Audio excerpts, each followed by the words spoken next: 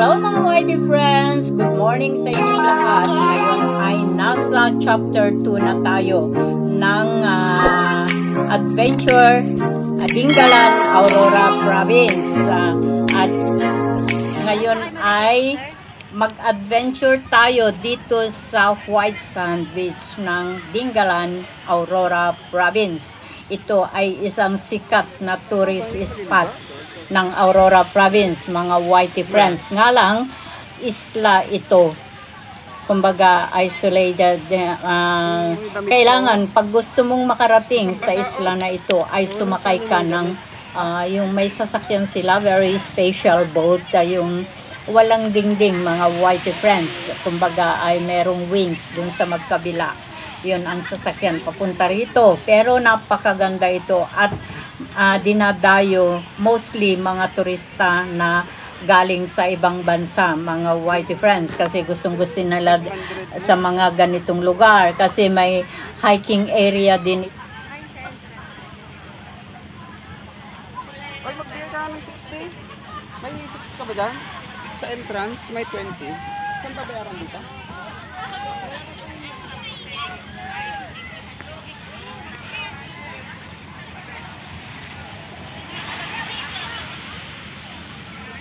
Inipis ng boxer ko eh.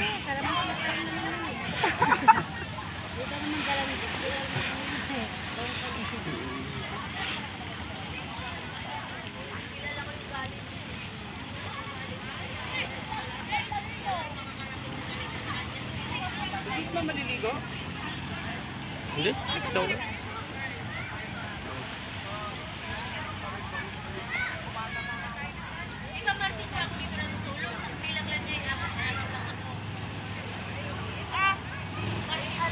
Picturean mo ako ito na. Wala naman tayo.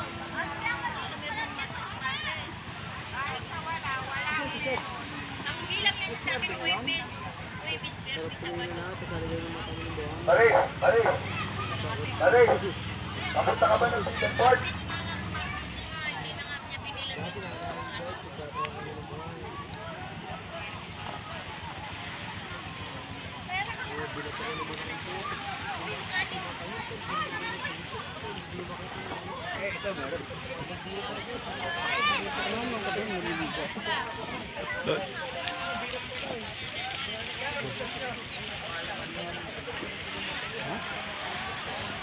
Saan mo ako? Nasaan si Seth? Walang tao. Picture mo ako doon.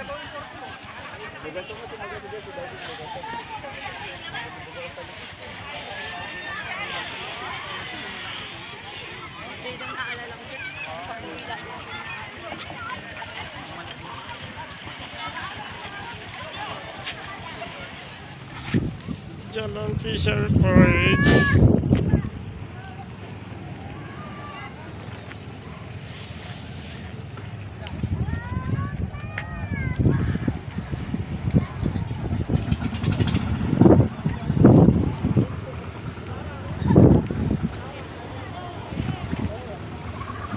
Ano, sakay tayo. Okay. 1K. Hindi sa wallet. Eh, 100 lang naman dito na lang yung wallet ko. Oo, dito na lang muna sa Meron na? Meron na? Eh, 100 lang naman. 1K. 1K? Ay, pusa. Sige. Oo, kasi tapos dadalhin tayo dun sa port kasi pupunta tayo sa Paris. Dapat kasi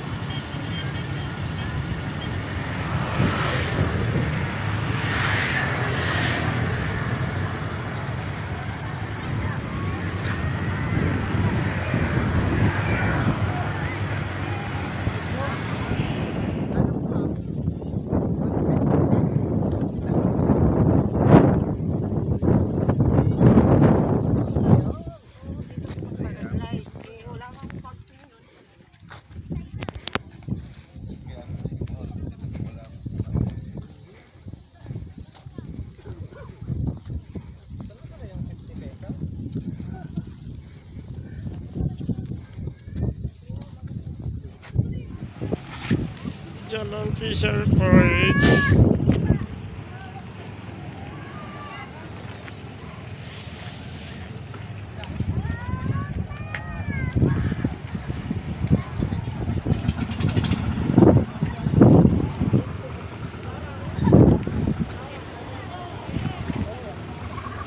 Ano, sakay tayo. Okay. One gate. Ayun. Pwede sa wallet. Eh, 100 lang naman dito na lang yung wallet ko. Oo, dito na lang muna sa Meron na? Meron na? Eh, 100 lang naman. 1K. 1K? Ay, puso. Sige. Oo, kasi tapos dadalhin tayo dun sa Honda Civic. Punta tayo pa sa Satalis. Dapat